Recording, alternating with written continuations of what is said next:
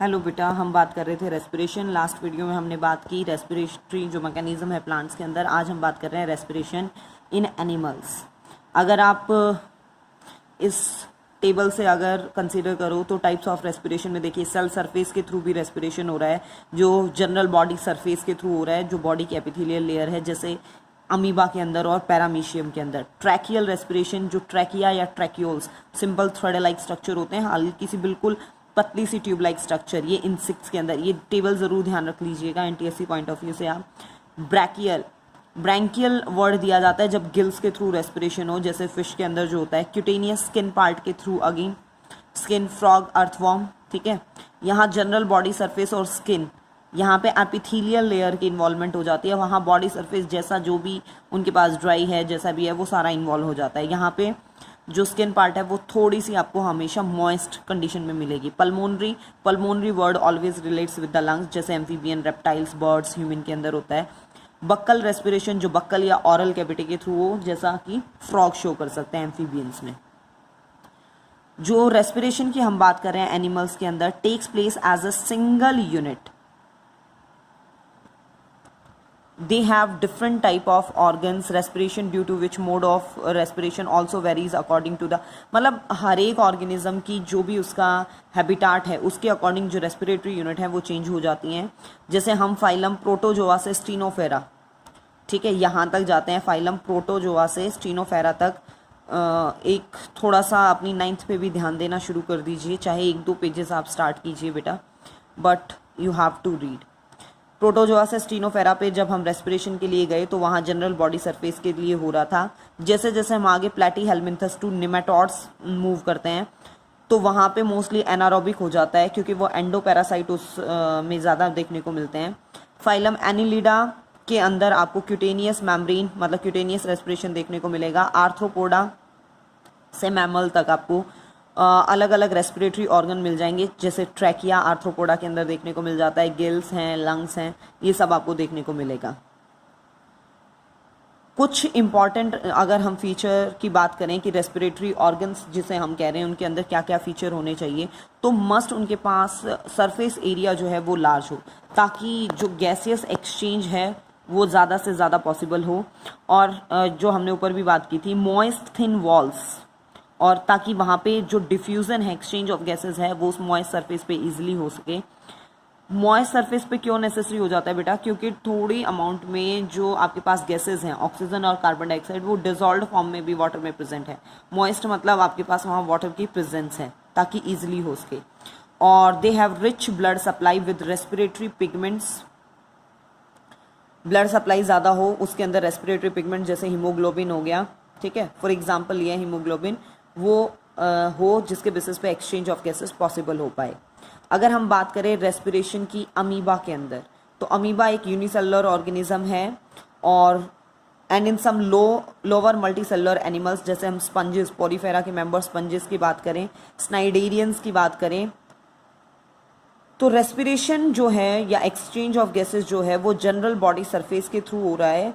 ये सेल्स जो हैं इनकी, इन ऑर्गेनिज्म की, वो डायरेक्ट कांटेक्ट में होते हैं एक्वेटिक एनवायरनमेंट के, मतलब उस मॉइस्ट लेयर में अगर हम कंसीडर करें, ताकि जो ऑक्सीजन डिजॉल्व इन वाटर, जो डिजॉल्व फॉर्म में ऑक्सीजन है वो इजीली सेल के अंदर एंटर कर जाए और ऑक्सीडेशन ऑफ फूड पॉसिबल हो, और जो कार्बन डाइऑक्साइड उस टाइम पे जनरेट हुई है वो उन्हीं पोर्स के मतलब सेम डिफ्यूजन प्रोसेस के थ्रू क्या है बॉडी से एक्सक्रीट आउट कर दी जाए। नेक्स्ट अगर हम बात करें अर्थवॉर्म के अंदर रेस्पिरेशन की, तो अर्थवॉर्म और लीच, ठीक है, जो एनिलिडा के मेंबर है, उनके अंदर स्किन एज देयर, मतलब स्किन जो है वो मॉइस्ट है, बहुत पतली है, वो एज अ रेस्पिरेटरी ऑर्गन काम कर रही है। क्यूटेनियस रेस्पिरेशन उनमें देखने को मिलता है। Blood supply, rich blood supply है, ऑक्सीजन वहाँ से मॉइस्ट स्किन के थ्रू इजीली उस ब्लड में एब्जॉर्ब कर ली जाती है, और वहीं से कार्बन डाइऑक्साइड जो है वो एक्सपेल आउट कर दी जाती है, और जो ऑक्सीजन अंदर जाती है वो ऑक्सीडेशन ऑफ फूड के लिए काम में लाई जाती है। अगर हम फिश की बात करें तो फिश के अंदर ब्रैंकियल है रेस्पिरेशन का टाइप, वो गिल्स के थ्रू होता है। दिस इज गिल्स, ठीक है। इस गिल्स के ऊपर आपको एक फ्लैप लाइक स्ट्रक्चर भी मिल जाएगा। That flap like structure is known as operculum. Gills के थ्रू होगा, जिसके कारण ब्रैंकियल रेस्पिरेशन कहते हैं। गिल्स जो हैं वो फिश के लिटरल साइड पे, दोनों साइड पे प्रेजेंट होते हैं। गिल कवर्स, जिसे हम ऑपरेकुलम कह रहे हैं, वो प्रेजेंट होते हैं। ड्यूरिंग ब्रीदिंग फिश क्या है, takes in water through its mouth, वो पानी तो ले रही है अपने माउथ के through and passes it over the gills, और वो गिल्स के ऊपर से पास हो रहा है। The oxygen present in water, जो प्रेजेंट है वाटर के अंदर ऑक्सीजन, वो गिल्स के थ्रू ले ली जाती है और water is remove through the gill slits, और उन गिल स्लिट्स में पानी निकाल दिया जाता है। ये जो ऑक्सीजन ली गई है ये ब्लड के अंदर जाएगी और बॉडी पार्ट्स तक पहुंचाई जाएगी। Same time carbon dioxide is release into the blood के अंदर भेज दी जाएगी और वापस गिल्स के थ्रू आके और पानी के अंदर रिलीज कर दी जाएगी। जो आपके प्रॉन वगैरह हैं उनके अंदर भी यही ब्रैंकियल रेस्पिरेशन वाला पैटर्न फॉलो किया जाता है। अगर हम ग्रास होपर में बात करें तो ये इंसेक्ट के अंदर क्या है, आपके पास tiny holes, air tubes, tracheal system देखने को मिलता है। ओपनिंग, जो इस ट्रैकियल सिस्टम में उनकी ओपनिंग पॉइंट है जहाँ से एंट्री हो रही है, that is known as spiracles. The whole system facilitate the exchange of gases, मतलब ये पूरा ट्रैकियल सिस्टम जहाँ spiracle small tube like structure present है, इनके थ्रू क्या होता है, ये देखिए यहाँ पे टिप पार्ट पे स्पाइरेकल्स प्रेजेंट होंगे, अंदर ये ट्यूब लाइक स्ट्रक्चर पूरा, ये टिप पार्ट पे सारे स्पाइरेकल्स, और ये अंदर जो थ्रेड लाइक स्ट्रक्चर फॉर्म किए, this is known as trachea. ये पूरा ट्रैकियल सिस्टम इंसेक्ट्स के अंदर देखने को जो मिल रहा है।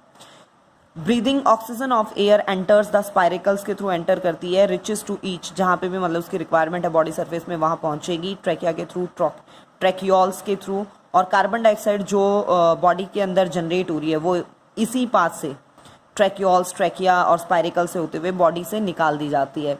यही मैकेनिज्म हाउसफ्लाई, मस्किटोज, बीज के अंदर मतलब इंसेक्ट्स के अंदर देखने को मिलता है। रेस्पिरेशन इन ह्यूमन की अगर हम बात करें तो वो लंग्स के थ्रू हो रहा है, ब्रीद आउट कार्बन डाइऑक्साइड वो रिलीज कर रहे हैं, ऑक्सीजन लेते हैं। अगर हम ह्यूमन रेस्पिरेटरी ट्रैक्ट की बात करें तो वो एक्सटर्नल नॉस्ट्रल से शुरू हो रहा है, ये फर्स्ट पार्ट है रेस्पिरेटरी सिस्टम का, और ये नॉस्ट्रल्स भी नेजल कैविटी में ओपन होंगे, और जो इनहेलेशन मतलब सांस जो ली जा रही है उसे इनहेलेशन कहा जाता है और निकाली जा रही है उसे एक्सहेलेशन कहा जाता है। ठीक है, ये डायग्राम आप कर भी चुके हैं, देख लीजिएगा, अगर कोई प्रॉब्लम हो तो फिर भी डाउट सेशन के टाइम पे आप पूछ लीजिएगा। नेजल कैविटी, नॉस्ट्रल से नेजल कैविटी में जब वो आता है तो oral cavity by means of एक हार्ड और बॉनी पैलेट के थ्रू आपको समझाया गया था। जो पैलेट पार्ट, सॉरी जो नेजल कैविटी वाला पार्ट है वहाँ पे सीलिएटेड कॉल्यूमिनर एपिथेलियम, सीलिएटेड मतलब सील प्रेजेंट है, कॉल्यूमिनर शेप कहा गया है कि कॉलम लाइक, थोड़ी सी लंबी, चौड़ी कम, लंबी ज़्यादा सेल्स प्रेजेंट है, एपिथेलियल जो लेयर है वो, वहाँ पे म्यूकस बहुत ज़्यादा सिक्रेट हो रहा है।